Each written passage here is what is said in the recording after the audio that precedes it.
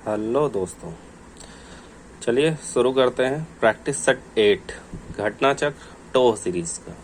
ठीक है, हमने 7 वीडियो अपलोड कर दिए हैं, आप लोग मेरे चैनल पे जाके देख सकते हैं। ठीक है, बहुत इम्पोर्टेंट है, कम से कम एग्ज़ाम में 30 से 40 क्वेश्चन तो आ ही जाएंगे इससे, क्योंकि बहुत सारा करंट अफेयर्स है, बिहार स्पेशल भी है, हिस्ट्री, ज्योग्राफी, ठीक है, एनवायरनमेंट वगैरह, एवरीथिंग, सारे सब्जेक्ट हैं।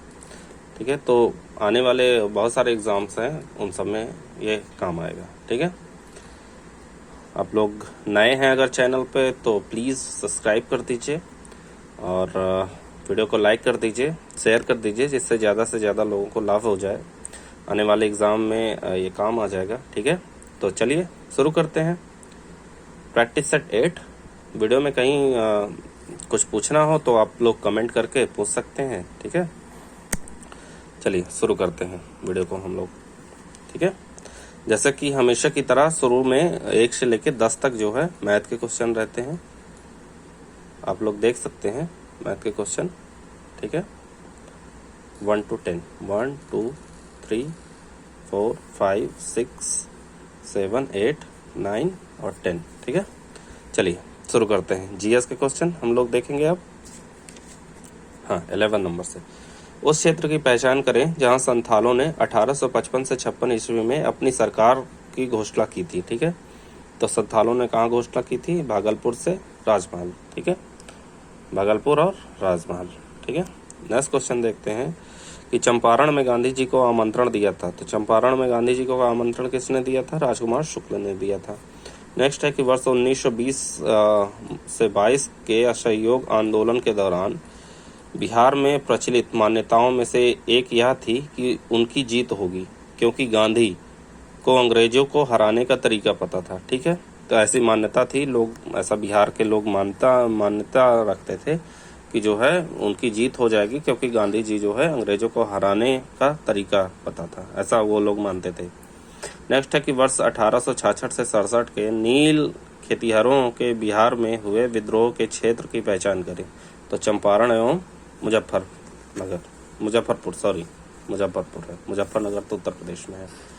नेक्स्ट है वैदिक काल में निष्क किस अंग का आभूषण था? ठीक है, ये पूछा है, अंग पूछा है। निष्क जो पहना जाता था तो कहाँ पहना जाता था? वो गले में पहना जाता था। अगला क्वेश्चन है कि प्राचीन भारत में किस वंश का शासनकाल स्वर्ण युग कहा जाता है? तो गुप्त काल को स्वर्ण युग कहा जाता है। नेक्स्ट क्वेश्चन है कि वर्ष 1908 में अखिल भारतीय मुस्लिम लीग की एक लंदन शाखा की स्थापना हुई। ठीक है, तो किसके द्वारा हुई? अमीर अली की अध्यक्षता में हुई। ठीक है, नेक्स्ट है कि 1 वर्ष के भीतर स्वराज प्राप्ति लक्ष्य था असहयोग आंदोलन का, कि असहयोग आंदोलन ने लक्ष्य रखा कि हम 1 वर्ष के भीतर जो है स्वराज को प्राप्त कर लेंगे। नेक्स्ट है कि राजा नंद का उल्लेख करने वाला अभिलेखीय प्रमाण है। तो खारवेल का हाथी गुम्फा अभिलेख जो है वो राजा नंद का उल्लेख करता है। ठीक है, अगला क्वेश्चन हम लोग देखते हैं। मानव समाज विलक्षण है क्योंकि वह मुख्यतः आश्रित होता है किस पे? अर्थव्यवस्था पे आश्रित होता है। नेक्स्ट है निम्नलिखित में से किसने खंभात में तोड़ी गई मस्जिद के पुनर्निर्माण के लिए आर्थिक सहायता प्रदान की? तो जयसिंह सिद्धराज ने मस्जिद के पुनर्निर्माण के लिए आर्थिक सहायता प्रदान की थी। किसने? जयसिंह सिद्धराज ने। खंभात में तोड़ी गई थी। ठीक है, अकबर कालीन सैन्य व्यवस्था आधारित थी, तो मनसबदारी जो है व्यवस्था जो है लागू की गई थी अकबर काल में। ठीक है, नेक्स्ट है कि नगरों का क्रमिक पतन किस काल की एक महत्वपूर्ण विशेषता थी? तो क्रमिक पतन गुप्त काल की। नेक्स्ट है निम्नलिखित में से कौन सा नाम बुद्ध का दूसरा नाम है? ठीक है, तो बुद्ध का दूसरा नाम सबको पता है, सिद्धार्थ था। ठीक है, बचपन का नाम। ठीक है, इनमें से कोई नहीं। नेक्स्ट है कि शतपथ ब्राह्मण में उल्लिखित राजा विदेह माधव से संबंधित ऋषि थे। तो ऋषि गौतम राहुगण संबंधित थे। नेक्स्ट है निम्नलिखित में से किसने पुनर्विवाह वर्जित? किसमें पुनर्विवाह वर्जित है? ठीक है, प्राइवेट है जो है, तो मनुस्मृति में ऐसा लिखा गया है कि पुनर्विवाह नहीं करना चाहिए। रविन्द्रनाथ टैगोर के विषय में निम्नलिखित में से कौन सा कथन असत्य पूछा है? तो ठीक है, इसमें डी असत्य है। डी में क्या है, उन्होंने स्वदेशी आंदोलन के आर्थिक पक्ष का समर्थन किया, बल्कि नहीं किया था। ठीक है, बल्कि आप जो सत्य है उन्हें देख लेते हैं। उन्होंने प्राचीन भारत और उसकी संस्कृति का गौरवगान किया। उन्होंने शिवाजी और गुरु गोविंद सिंह को राष्ट्र निर्माता के रूप में देखा। नेक्स्ट है कि निम्नलिखित में से कौन सा सही सुमेलित है। तो देखिए, पहला सही सुमेलित है, भगत सिंह का संबंध जो है an introduction to the dreamland से संबंधित है, जबकि सुभाष चंद्र बोस संबंधित है इंडियन स्ट्रगल से, सचिन नाथ सन्याल बंदी जीवन से, और मैं अनिश्वरवादी क्यों हूँ भगत सिंह से संबंधित है। ठीक है, नेक्स्ट है, भारतीय राजनीति में वर्ष 1947 के बाद किस महिला ने सर्वाधिक योगदान दिया। तो अरुणा आसफ अली का नाम आता है। ठीक है, उन्होंने राजनीति में सर्वाधिक योगदान दिया। ऐबक ने 2.5 दिन का झोपड़ा नामक मस्जिद का निर्माण कराया था, कहाँ, अजमेर में। ठीक है, सल्तनत काल में नाइब के पद पर नियुक्त होने वाला प्रथम व्यक्ति कौन था। तो एतगीन था, ये याद रखिएगा, इंपॉर्टेंट क्वेश्चन है। नेक्स्ट क्वेश्चन है कि इल्तुतमिश की मृत्यु के बाद दिल्ली सल्तनत की गद्दी पर कौन बैठा। ठीक है, तो दिल्ली सल्तनत की गद्दी पर कौन बैठा, रुकनुद्दीन फिरोज शाह। ठीक है, अगला क्वेश्चन है कि सुल्तान पद की प्रतिष्ठा के लिए बलबन द्वारा कौन से तरीके अपनाए गए। तो ये देखिए, सारे तरीके अपनाए गए, सिजदा, पैबोश, लाह व रक्त की नीति और नौरोज त्योहार उन्होंने शुरू किया। ठीक है, नेक्स्ट है, गृह त्याग के समय गौतम बुद्ध की आयु थी। ठीक है, तो गौतम बुद्ध की आयु कितनी थी, 29 वर्ष। ठीक है, नेक्स्ट है, अष्टांग हृदय किस क्षेत्र से संबंधित ग्रंथ है। तो आयुर्वेद से संबंधित ग्रंथ है जो है अष्टांग हृदय। नेक्स्ट है, निम्नलिखित में से किसे वायु का अवतार माना जाता है। तो वायु का अवतार किसे माना जाता है, देखिए इंपॉर्टेंट है, माधवाचार्य को। नेक्स्ट है, कावेरी नदी कौन से राज्यों से होकर गुजरती है। तो कावेरी नदी कौन से राज्यों से होकर गुजरती है, कर्नाटक व तमिलनाडु से। नेक्स्ट है कि बिहार आर्थिक सर्वेक्षण पहली बार किस वित्तीय वर्ष के लिए प्रकाशित किया गया था। तो 2006-07 के लिए। ठीक है, अगला क्वेश्चन है कि कौन सा कथन सबसे अच्छी तरह यह बताता है कि शिलांग में प्रतिवर्ष लगभग 200 सेंटीमीटर वर्षा क्यों होती है, जबकि चेरापूंजी जो इससे लगभग 30 किलोमीटर दूर है, इनके बीच की सीधी दूरी वहां प्रतिवर्ष 1250 सेंटीमीटर से अधिक वर्षा होती है। देखिए, दोनों की दूरी 30 किलोमीटर ही है, लेकिन दोनों में इतना अंतर क्यों है। तो इसका अंतर है, चेरापूंजी खासी पहाड़ियों की हवा बहने की दिशा की ओर स्थित है और मानसून की बंगाल की खाड़ी से वर्षा प्राप्त करता है, जबकि शिलांग खासी पहाड़ियों के किनारे पर स्थित है, जो कि वर्षा आच्छादन क्षेत्र में उत्पन्न करता है। मतलब जो है वहां बारिश इसी वजह से कम होती है। ठीक है, अगला क्वेश्चन है, निम्नलिखित में से कौन सा शहर पोटोमैक नदी के घाट पर स्थित है। तो कौन सा शहर जो है पोटोमैक नदी के घाट पर स्थित है। तो वाशिंगटन डीसी। नेक्स्ट है, समुद्र तल पर पृथ्वी के केंद्र के सबसे निकट स्थान पर है कौन है, उत्तरी ध्रुव। नेक्स्ट है, चेरापूंजी अवस्थित है। तो चेरापूंजी कहाँ अवस्थित है, मेघालय राज्य में। पहले बारिश बहुत ज्यादा होती थी चेरापूंजी में, अब उसके बदल के मासिन राम हो गया है, याद रखिएगा, मासिन राम। ठीक है,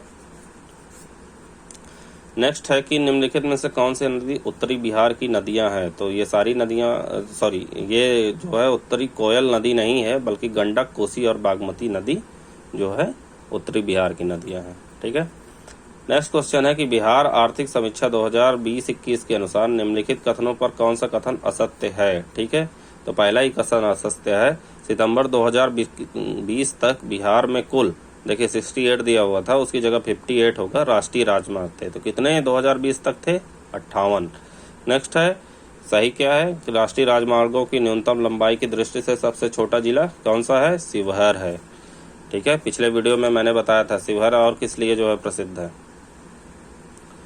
नेक्स्ट है कि सितंबर 2020 तक राज्यों के राष्ट्रीय राजमार्गों की लंबाई में सर्वाधिक जिला बड़ा पटना है। सितंबर 2020 तक देश के कुल राष्ट्रीय राजमार्गों की लंबाई का 5475 किलोमीटर हिस्सा बिहार में है। ठीक है, ये पूछा जा सकता है, इंपॉर्टेंट क्वेश्चन है। नेक्स्ट है कि जनगणना 2011 के अनुसार बिहार के किस जिले में शहरीकरण का सर्वाधिक है। तो पटना जो है सर्वाधिक शहरीकरण वाला जिला है। नेक्स्ट है कि निम्नलिखित में से कौन सा खनिज बिहार में उत्पादित किया जाता है। तो ये सारे खनिज बिहार में उत्पादित किए जाते हैं, फेल्सपार, फायर क्ले, जो है सोना, ग्रेनाइट। ठीक है, अगले क्वेश्चन की तरफ बढ़ते हैं। ठीक है, हाँ, नेक्स्ट क्वेश्चन है कि बिहार में सर्वाधिक वर्षा होती है, तो दक्षिण पश्चिम मानसून से बिहार में सर्वाधिक वर्षा होती है। नेक्स्ट है कि संजय गांधी जैविक उद्यान पटना निम्नलिखित में से किस कारणों से प्रसिद्ध है, तो गैंडा प्रजनन के लिए प्रसिद्ध है। कौन सा? संजय गांधी जैविक उद्यान। ठीक है, पटना में स्थित है। नेक्स्ट है भारत रिपोर्ट 2019 के अनुसार बिहार राज्य के किस जिले में वनावरण सर्वाधिक है, तो जमुई में जो है, जमुई जिला है जिसमें वनावरण सर्वाधिक है। नेक्स्ट है कि सूची 1 को सूची 2 से सम्मिलित कीजिए। ठीक है, तो ये सारे सम्मिलित हैं। मरुस्थल, सिम्पसन मरुस्थल कहाँ है? ऑस्ट्रेलिया में, याद रखिएगा, पूछा जाता है। काराकुम मरुस्थल तुर्कमेनिस्तान में, सिचुरा मरुस्थल पेरू में, और नेगेव मरुस्थल इजराइल में। कभी कभी ये सिर्फ पूछ लेगा कि सिम्पसन मरुस्थल कहाँ स्थित है, ऑप्शन दे देगा, ऑस्ट्रेलिया, तुर्कमेनिस्तान, पेरू, इजराइल, तो उसमें से ऑस्ट्रेलिया में अवस्थित है सिम्पसन मरुस्थल। नेक्स्ट क्वेश्चन है कि उत्तर से दक्षिण की ओर कश्मीर हिमालय पर्वत श्रृंखला का सही क्रम क्या है। ठीक है, अगर हम लोग मैप देखेंगे तो कश्मीर हिमालय पर्वत जो है उत्तर से दक्षिण में जो है कहाँ है, तो कराकोरम, लद्दाख, जास्कर, पीर पंजाल। ठीक है, ये हम लोग मैप में देख लेंगे। ठीक है, नेक्स्ट है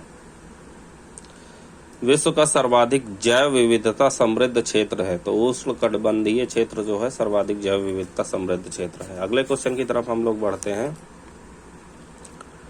कि क्षेत्रफल के आधार पर संयुक्त अरब अमीरात, ठीक है, यूएई में सबसे बड़ा अमीरात निम्नलिखित में से कौन सा है, तो अबू धाबी। ठीक है, याद रखिएगा। नेक्स्ट है कि सूची 1 को सूची 2 से सम्मिलित करना है। तो देखिए, ये आर्द्र भूमियां एक तरफ दी हुई हैं, एक तरफ राज्य दिए हुए हैं। तो टम्बाओ आर्द्र भूमि कहाँ पे है? सिक्किम में। कोराडी आर्द्र भूमि कहाँ है? महाराष्ट्र में। अंशुपा जो है कहाँ है? ओडिशा में। यार लप्ट कहाँ है? तो मणिपुर में। ठीक है, याद रखिएगा। यारलपट मणिपुर में। नेक्स्ट है कि हिमानीकृत प्रदेश में उल्टी नौका के समान की एक निक्षेपणात्मक स्थलाकृति को कहा जाता है, तो उसको ड्रमलिन कहा जाता है। अगला क्वेश्चन है निम्नलिखित में से कौन भूमिगत जल के अपरदन से निर्मित स्थलाकृति नहीं है, पूछा है। तो जियोड नहीं है। बाकी देखिए, भूमिगत जल अपरदन से कौन कौन सी स्थलाकृति निर्मित होती है? टेरा रोसा होती है, घोलरंध्र होता है, डोलाइन होता है। ठीक है, अगला क्वेश्चन है गर्म करने पर एक अर्धचालक का प्रतिरोध घटता है। ठीक है, साइंस का क्वेश्चन है। नेक्स्ट है एक हाइड्रोकार्बन जिसे कार्बन के 2 परमाणु द्विबंध द्वारा जुड़े हों कहलाता है, एल्कीन कहलाता है। ठीक है, अगले क्वेश्चन की तरफ बढ़ते हैं हम लोग। देखिए, इसमें भी इस क्वेश्चन को सूची से सम्मिलित करना है। तो सूची एक तरफ दी हुई है, सूची 1, सूची 2। तो त्वचा कैंसर किससे संबंधित है? पराबैंगनी प्रकाश से। ध्वनि प्रदूषण किससे संबंधित है? डेसिबल से। वैश्विक तापन संबंधित है कार्बन डाइऑक्साइड से। और ओजोन छिद्र संबंधित है क्लोरोफ्लोरोकार्बन से, CFC से। अगला क्वेश्चन है कि मांसपेशियों में दर्द के उपचार में प्रयोग किया जाने वाला विकिरण है, तो क्या प्रयोग किया जाता है? इंफ्रारेड। ठीक है, मांसपेशियों के उपचार में दर्द जब होता है तो उसमें। शैवाल और कवक के मिलने से लाइकेन बनता है, तो शैवाल और कवक के मिलने से कौन सा लाइकेन बनता है? म्यूटुअलिज्म। ठीक है, म्यूटुअलिज्म बनता है। नेक्स्ट है कि विद्युत चुंबकीय तरंगों का वेग होता है 3 × 10⁸ मीटर प्रति सेकंड -1 पावर। ठीक है, नेक्स्ट है कि प्राकृतिक रबर किसका बहुलक है? तो आइसोप्रीन का जो है बहुलक है। अगला क्वेश्चन है कि पानी का अपेक्षिक घनत्व सर्वाधिक निम्नलिखित ताप पर होता है, तो 4 डिग्री सेंटीग्रेड पर। ठीक है, 1 ग्राम बर्फ को 0 डिग्री सेंटीग्रेड तापक्रम से वाष्प में 100 डिग्री तापक्रम तक ले जाने के लिए कितने कैलोरी ऊष्मा की आवश्यकता होगी? तो 720 कैलोरी। याद रखिएगा, इंपॉर्टेंट क्वेश्चन है। नेक्स्ट है कि एक रेडियो एक्टिव पदार्थ की अर्धायु 4 महीने है। ठीक है, अगर कोई रेडियो एक्टिव पदार्थ है उसकी जो है अर्धायु 4 महीने। इस पदार्थ के 3/4 क्षय होने में कितना समय लगेगा? तो 8 महीने। ठीक है, पिछले लेक्चर भी हमने एक ऐसा ही क्वेश्चन देखा था आप लोग देख लीजिएगा पिछला लेक्चर। नेक्स्ट है कि दुग्ध प्रोटीन को पचाने वाला एंजाइम है, तो रेनिन होता है। ठीक है, रेनिन के कारण हमारा जो है पेट में दूध पच जाता है। ठीक है, अगला क्वेश्चन देखिए, केसर मसाला जो सैफरान स्पाइस होता है बनाने के लिए पौधे का निम्नलिखित में से कौन सा भाग उपयोग लाया जाता है? तो वर्तिकाग्र होता है, स्टिग्मा जो है जो रेड कलर का होता है वो यूज होता है। नेक्स्ट है विद्युत बल्ब में होता है, तो विद्युत बल्ब में क्या होता है? फिलामेंट होता है।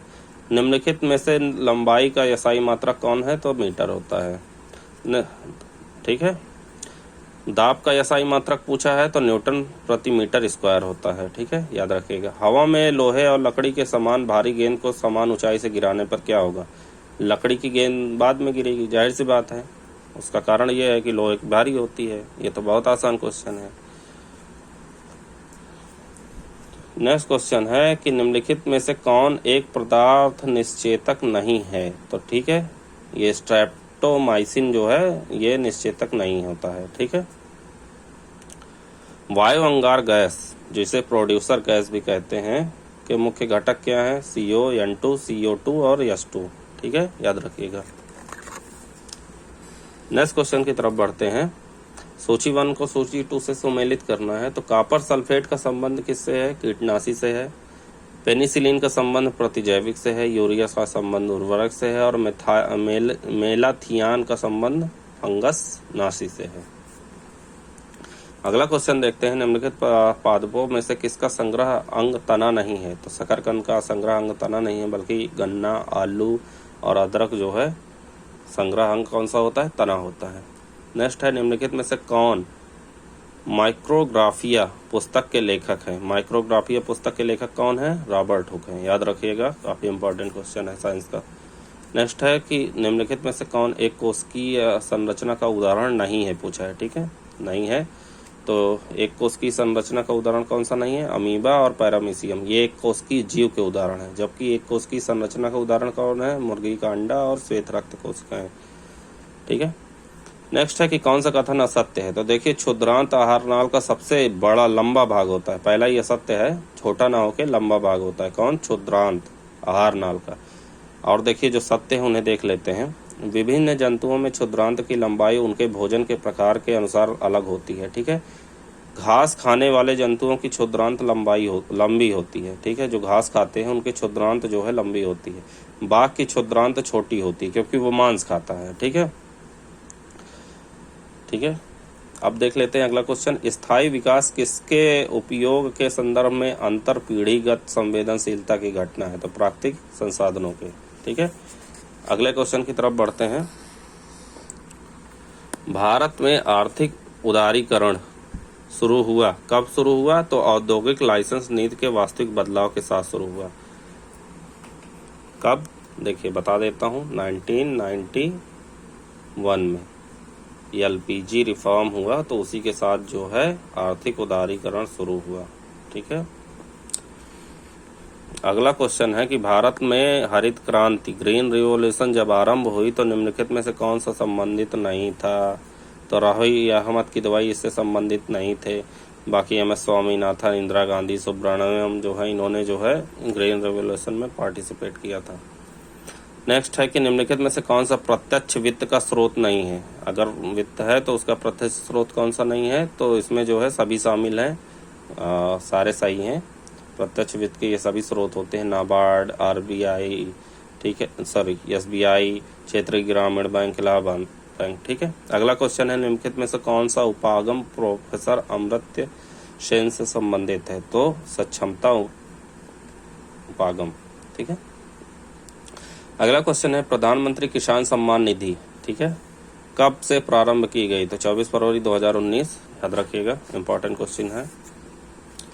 नेक्स्ट है कि भारत में कृषि आय पर कर लगाया जा सकता है? तो राज्य सरकारों द्वारा लगाया जा सकता है कृषि आय पर कर, हालांकि टैक्स अभी लिया नहीं जाता है एग्रीकल्चर पे। नेक्स्ट है कि भारत में प्रथम कृषि विश्वविद्यालय की स्थापना हुई थी? तो पंतनगर में हुई थी।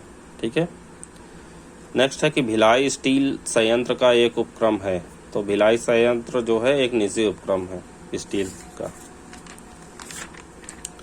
अगले क्वेश्चन की तरफ हम लोग बढ़ते हैं।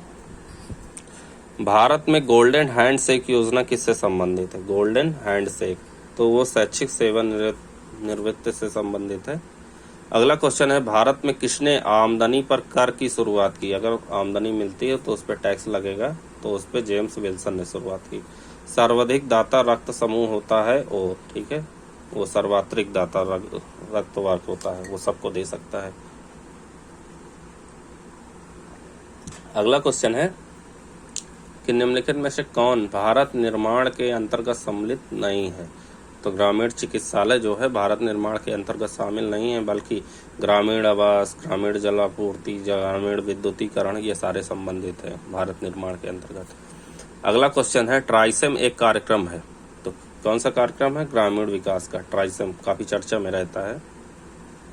बिहार राज्य के कितने जिलों की सीमा नेपाल से लगती है? तो नेपाल के से सटे हुए सीमा कौन कौन सी है जिलों की? 7 हैं।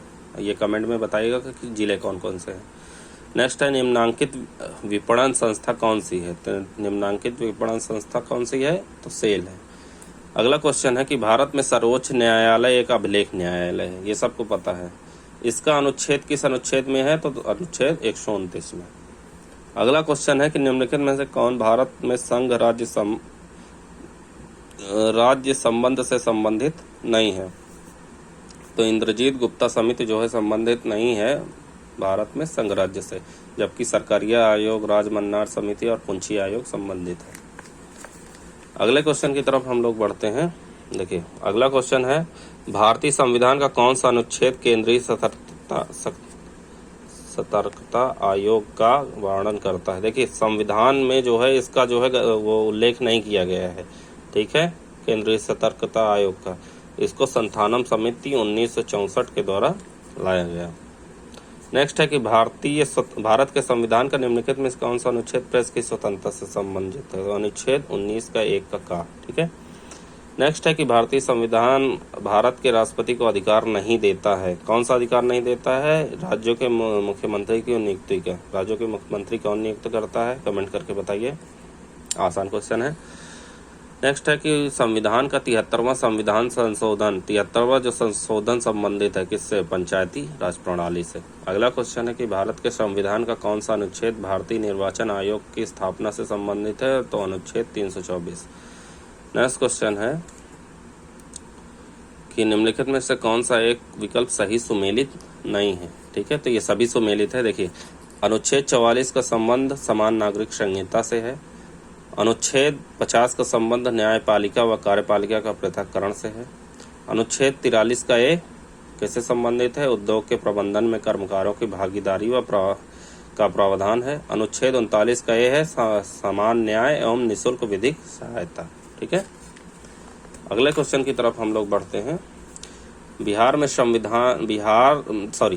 भारतीय संविधान में निम्नलिखित में से किस अनुच्छेद के तहत बिहार में महाधिवक्ता की नियुक्ति होती है? तो अनुच्छेद 165 के तहत होती है। ठीक है, कंफ्यूज मत होइएगा।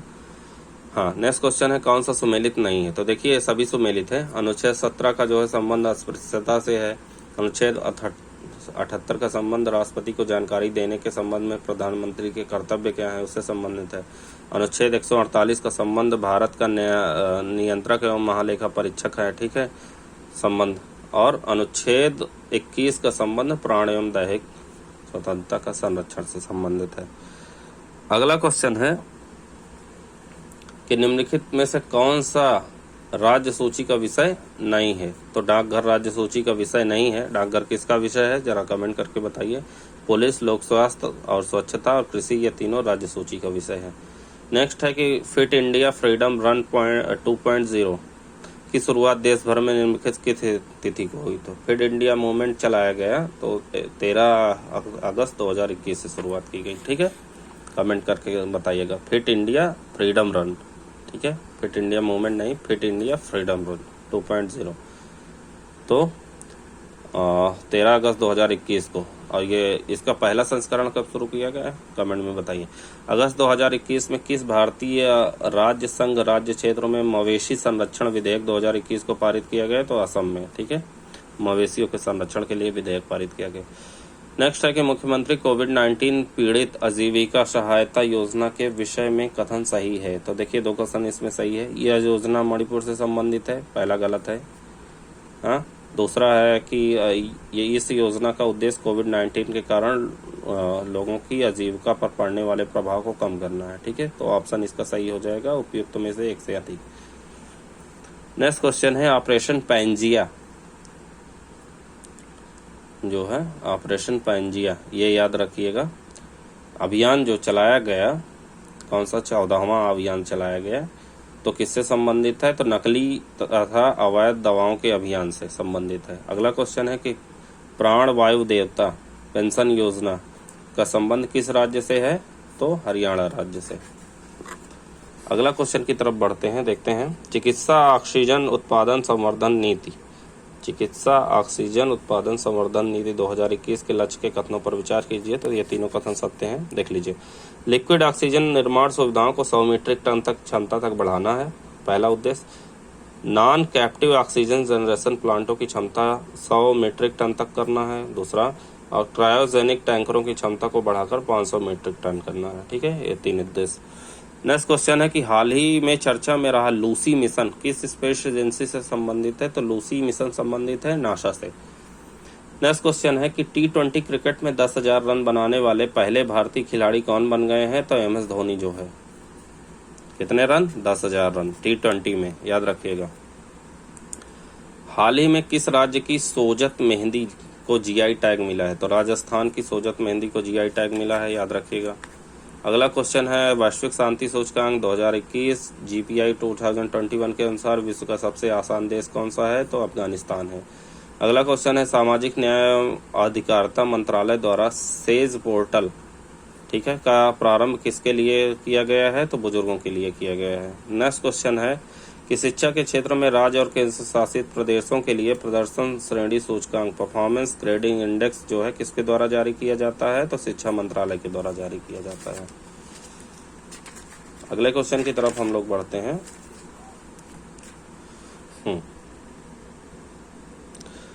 भारत एवं किस देश की नौसेना के मध्य द्विपक्षीय समुद्री युद्धाभ्यास कोंकण 2021 का आयोजन किया गया, तो ब्रिटेन के साथ। ठीक है, अगला क्वेश्चन है कि आवधिक श्रम बल सर्वेक्षण किसके द्वारा जारी किया जाता है, तो राष्ट्रीय सांख्यिकी कार्यालय NSA के द्वारा। नेक्स्ट क्वेश्चन है कि गोल परियोजना किस वर्ग से संबंधित है, गोल प्रोजेक्ट जो है वो किससे संबंधित है, तो अनुसूचित जनजाति से। नेक्स्ट है कि निम्नलिखित में से किसको वर्ष 2021 का पुलित्जर पुरस्कार प्राप्त हुआ, तो पुलित्जर पुरस्कार 2021 का किसको प्राप्त हुआ, मेघा राजगोपालन को। अगला क्वेश्चन है वर्ष 2021 का अंतर्राष्ट्रीय बुकर पुरस्कार 2021 का, ठीक है, प्राप्त करने वाले उपन्यासकार डेविड डियोप किस देश के निवासी हैं, तो फ्रांस के निवासी हैं। नेक्स्ट क्वेश्चन है कि हाल ही में प्रारंभ राष्ट्रीय हेल्पलाइन 155260 किससे संबंधित है, तो साइबर वित्तीय धोखाधड़ी से संबंधित है। अगला क्वेश्चन है विश्व पर्यावरण 2021 की थीम थी, तो ठीक है 2021 का, अभी 5 जून आया नहीं है, ठीक है, आने वाला है, तो इस साल की जो भी थीम रहेगी वो भी देख लीजिएगा एक बार। लेकिन 2021 की थीम क्या थी, तो पारिस्थितिकी तंत्र की बहाली, इसकी जो है थीम थी।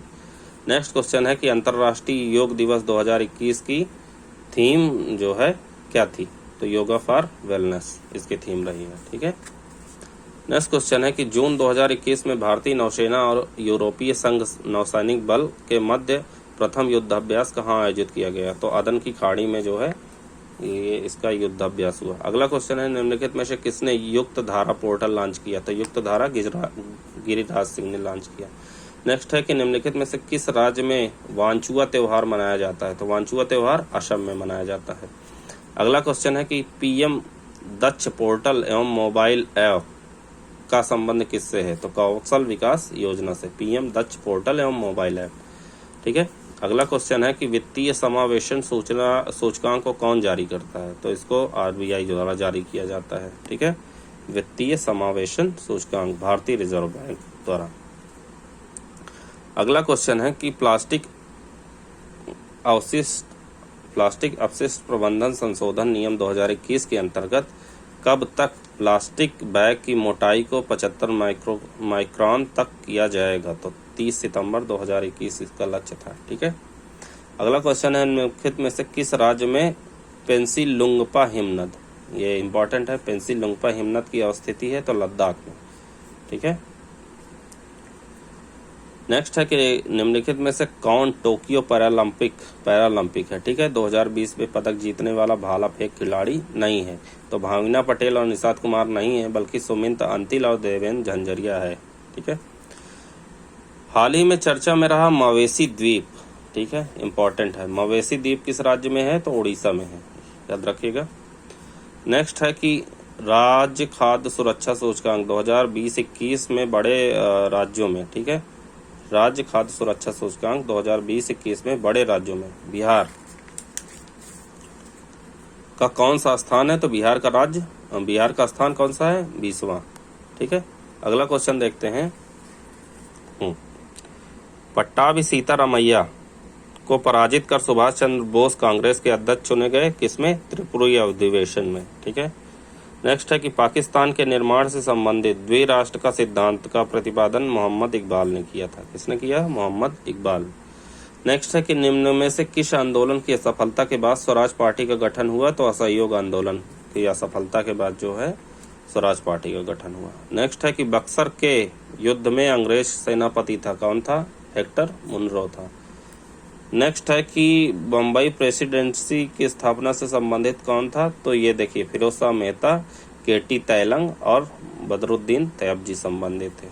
अगला क्वेश्चन है कि निम्नलिखित में से किसने वर्ष 1815 ईस्वी में आत्मीय सभा की स्थापना की, तो 1815 ईस्वी में किसने आत्मीय सभा की स्थापना की, राजा राम मोहन राय ने। ठीक है, आत्मीय सभा की स्थापना 1815 में। नेक्स्ट है कि कौन सा कथन सही कथन का चयन कीजिए, तो देखिए इसमें 2 कथन सही है, ऑप्शन 1 और 4। ठीक है, देख लेते हैं। गांधी जी का संबंध नवजीवन पुस्तक या समाचार पत्र से है। चित्तरंजन दास का है इंडिया फॉर इंडियंस, और ईश्वर चंद्र विद्यासागर का है सोम प्रकाश से।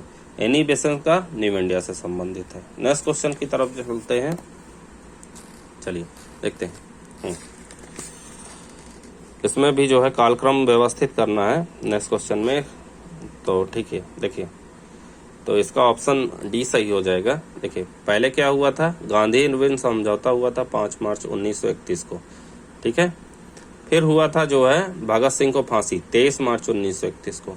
उसके बाद हुआ जो है कांग्रेस का कराची अधिवेशन 26 से 31 मार्च 1931 को। फिर लास्ट में हुआ द्वितीय गोलमेज सम्मेलन 7 सितंबर से 1 दिसंबर 1931 के बीच में। ठीक है, नेक्स्ट क्वेश्चन की तरफ देखते हैं। गांधी जी ने किस वर्ष कांग्रेस के सक्रिय राजनीति से अलग होकर रचनात्मक कार्यों की ओर अपना झुकाव किया, तो 1934 में। ठीक है, नेक्स्ट है कि प्रथम अखिल भारतीय महिला सम्मेलन किस वर्ष आयोजित किया गया, तो 1927 में आयोजित किया गया। ठीक है, अगले क्वेश्चन की तरफ बढ़ते हैं। निम्नलिखित घटनाओं को कालक्रम में सजाना है, देखिए ठीक है, इसको व्यवस्थित करना है, तो इसका ऑप्शन ए सही हो जाएगा। पहले देखिए, पहले हुआ महात्मा गांधी की दांडी मार्च यात्रा 12 मार्च से 3 अप्रैल 1930 के बीच में।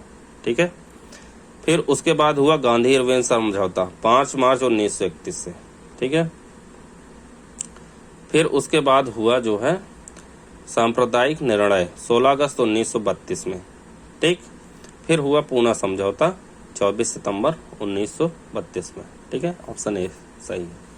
अगला क्वेश्चन है, किस गवर्नर जनरल ने 1857 की क्रांति के बारे में टिप्पणी किया कि अगर उनमें विद्रोहियों में से एक योग्य नेता निकला होता तो हम सदा के लिए हार जाते, तो जॉन लॉरेंस ने कहा था। ठीक है, ये कथन याद रखिएगा, पूछा जाता है कई बार।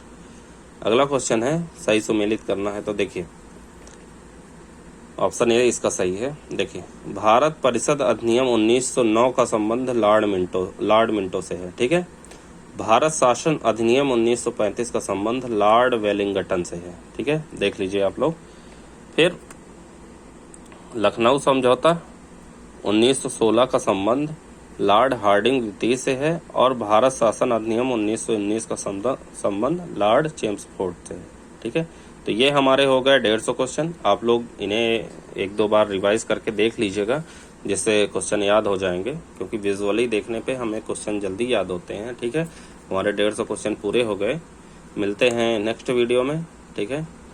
आप लोग चैनल पे नए हैं तो चैनल को सब्सक्राइब कीजिए, लाइक कीजिए, शेयर कीजिए, और अगर कुछ पूछना है तो आप लोग कमेंट करिए, ठीक है। अगर कहीं मुझसे कोई गलती भी हो जाती है तो आप लोग मुझे कमेंट करके सही कर सकते हैं, ठीक है। मिलते हैं नेक्स्ट वीडियो में, तब तक के लिए थैंक यू सो मच। जय हिंद, जय भारत।